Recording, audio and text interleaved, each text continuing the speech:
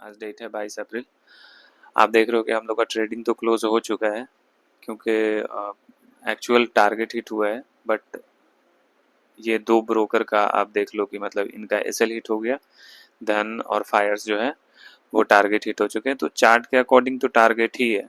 तो इस वजह से ये फिर से एंट्री तो लेगा नहीं आज ये, क्योंकि हम लोग का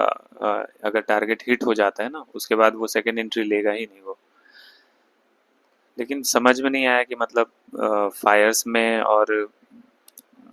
धन में मतलब एसएल हिट हुए नहीं और इन दोनों में एसएल हिट हो गए, जबकि एंट्री प्राइस आप देखोगे तो 145.25 इसमें है। और इसमें भी देखो कि कोटक वाले में लॉस मतलब कम ही है, और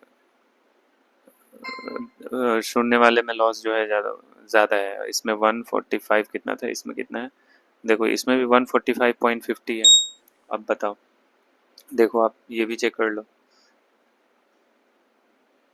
देखो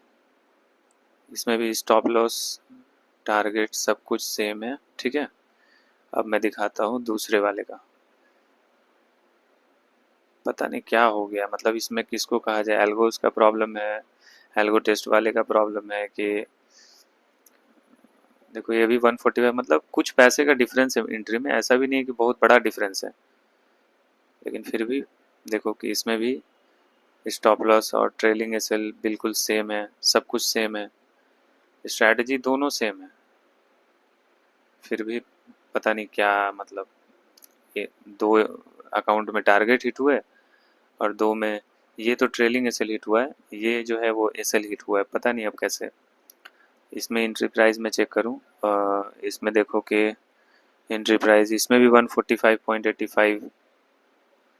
मतलब एंट्री प्राइस तो ऑलमोस्ट सबका सेम ही है, देखो सबका सेम है, फिर वो इस